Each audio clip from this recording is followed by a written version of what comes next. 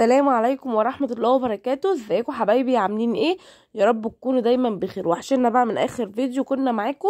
يلا بقى قبل ما نبدأ الفيديو ما تنسوناش بقى باللايك وبالسبسكرايب او الاشتراك وتفعلوا الجرس عشان يوصلكم كل جديد مننا. يلا بقى النهارده ان شاء الله هنعمل ايه بقى معاكم؟ هنعمل النهارده كرنب. طبعا الشتاء لا كرنب العدس، فالنهارده قلنا بقى نعمل معاكم ايه؟ نعمل كرنب، محشي كرنب. وهنعمل بقى معاكم كمان شويه قراقيش كده عشان ندفي الشقه. فقلنا بقى نبدا الاول. حتى انا هبوريكم اهو الدقيق، انا كنت جايبه الدقيق ونخلاه وحاطاه في شنطه، قلت عشان ايه؟ اعمل بيه كده يبقى جاهز. وزي ما انتم شايفين بقى كده الكرنبايه الحلوه دي هنسلقها معاكم برضو الاول. يعني انا هعمل الغدا الاول عشان خاطر ايه؟ نتغدى. يعني هعمل الغدا واحطه على النار وابدا في القراقيش معاكم. زي ما انتم شايفين بقى كده الدنيا كده مكركبه. كنت غاسله مواعين وحطاها كده هي بتصفي. وجايبه بقى لبن من بره هغليه برضو. في واحده من الفلاحين بتيجي لبنها جميل بصراحه، يعني بحب اجيب منها. هي بتيجي يومين في الاسبوع، كل ما بتيجي اجيب منها. فزي ما انتم شايفين سايبينه بقى بره هنغليه برضو عشان ممكن نحط منه شويه على قراقيش، او ممكن ايه نتعشى بيه بالليل جنب القراقيش. فسيبته بقى ايه، قلت اغليه. وحتى لو ما استخدمناهوش يطلع لنا الوش ده بنشيله، نستخدمه بقى في رز معمر، نستخدمه في رز بلبن، اي حاجه يعني. وبعد كده اهو زي ما انتم شايفين برضو كنت جايبه الفاكهه وسايباها في الشنط بتاعتها. بصراحه هو المدارس كسل شويه عن الايام العاديه، عشان خاطر بنذاكر معاهم ومشوار المدرسه والدروس وكده. يلا بقى الحمد لله. فبدات بقى فضيتها كده، قلت اروق الرخامه معاكم. وزي ما انتم شايفين قورت البتنجانه كده اهو سوري، قورتنا الكرنبايه. بنجيب قلب الكرنبايه كده عشان لما بنيجي نسلقها نعرف نطلع الورق منها. او زي ما انتم شايفين بقى كده الميه غليت، وعندي الطبق كده، جبت طبق حطيت فيه حوالي نص ميه كده زي ما انتم شايفين. وهبدا انزل بشويه ميه، هنزل بشويه ملح في قلب الميه عشان خاطر ايه؟ اسلق الكرنبايه. بعد ما الميه غليت ورحت حاطه الكرنبايه اهو. وهبدا بقى معاكم كده هسلق الفرخه. انا بحب انا بقى جنب المحشي اعمل فرخه على بعضي.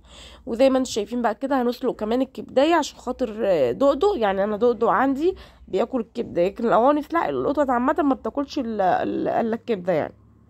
وجبت بصلتين صغننين كده جايبهم للشوربه برضو.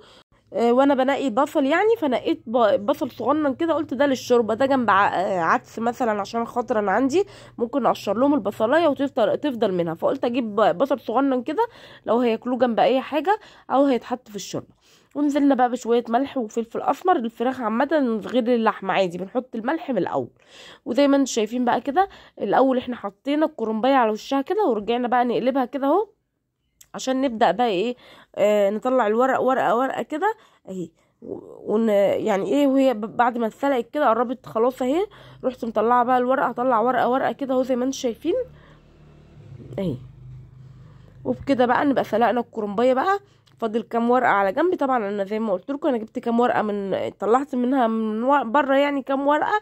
وفضل بقى الكرنبايه على بعضيها حطيتها زي ما انتم شفتوا وسلقتها. وعندي بقى كمان ليا مزاج اعمل محشي خاص بقى كمان، بس المحشي الخاص محدش بياكله الا انا. وقولوا له ممكن تاكل صباع 2 كده بس. فعشان كده ما كترتش، يعني كام ورقه كده هحطهم بس على الوش عشان ايه؟ ناكلهم. عشان هو ده بقى كمان المحشي الخاص بالذات لازم يتاكل صابع، ما يباتش يعني. فزي ما انتم شايفين بقى كده بدأت كده اطلعه اهو. الخس بالذات يا جماعة لما تيجوا تسلقوه تحطوه على طول وتشيلوه على طول من المية، عشان خاطر ما بيستحملش غير الورق العنب ولا ورق الكرنب، ده الوحيد اللي ما بيستحملش خالص، يعني طلعوه على طول. وزي ما انتم شايفين انا كنت بسلق بقى في الحلة الكبيرة، فمش عايزة بقى ايه اعمل فيها احشي فيها. فرحت بقى ايه منقلة الفراخ فيها، وهبدأ بقى ايه احشي في الحلة اللي احنا كنا بنسلق فيها الفراخ. وبدأت بقى كده جبت البصلة كده، جبت بصلتين كده قطعتهم زي ما انتم شايفين. وهبدأ انزل بقى بشوية زيت كده ومعلقة سمنة بقى اهي.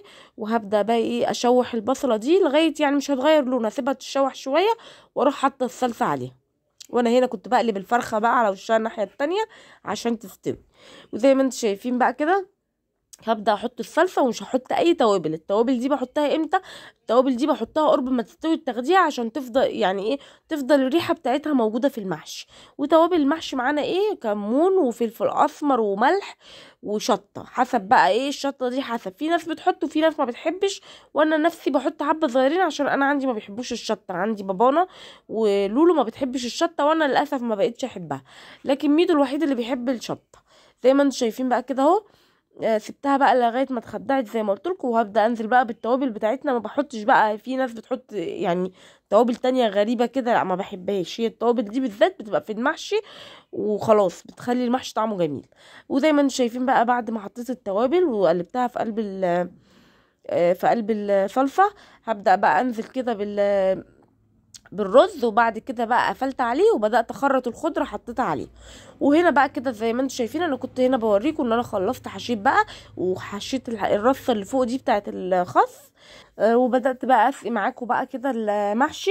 هحط شويه ملح على الوش كده عشان الشوربه يعني كانت ضلع بسيط مش كتير قوي، فهحط شويه ملح بس كده على وش المحشي. وابدا بقى ايه، اهز بقى الحله كده، وتكون بنفس الشوربه بتاعت المحشي الكرنب بالذات بنفس سوى الحله، يعني نفس سوى الرصه الاخيره. غير المحشي يعني محشي ورق العنب بيبقى اعلى شويه، لكن محشي الكرنب بالذات بيبقى بنفس السوى. وولعت عليه بقى زي ما انتم شايفين، وقلنا بقى نبدا بقى نعمل معاكم ايه، نعمل معاكم القراقيش. عايزه اعمل كام كحكايه كده وهعمل قراقيش معاكم عشان خاطر ايه نفطر بيهم. يعني انا بصراحه بقيت احتار افطر بايه يعني، عشان ما بحبش بصراحه الفينو باللبن بكده، لا. والاولاد بقى يوم الاجازه برضو يفطروا معانا قراقيش ولبن وكده، فقلت اعمل كام شويه كده نفطر بيهم. زي ما انتم شايفين بقى، جيت بقى قطعت كنت جايبه بلح عجوه ده، طلعته من النقه كده. وبدات بقى ايه، حطيت معلقه سمنه في قلب الطاسه عشان ايه هشوح هعمل البلح في قلب السمنه دي. او زي ما انتم شايفين، هنزل بقى بالبلح كده. وهو كان للاسف ناشف شويه، يعني زودنا له شويه ميه، يعني حبه صغننين كده ميه مع السمنه وشوحنيه. وزي ما انتم شايفين بقى، هنجيب الدقيق كده. طبعا زي ما انا قلت لكم، انا شايله دقيق منخول، فهبدا بقى ده هم 2 كيلو دقيق، فحطيت عليهم ده كيلو الا ربع سمنه، وحطيت حوالي ربع كيلو زيت، عشان خاطر طبعا كل كيلو انا بحب اعمل قراقيش برضو ناعمه على فكره.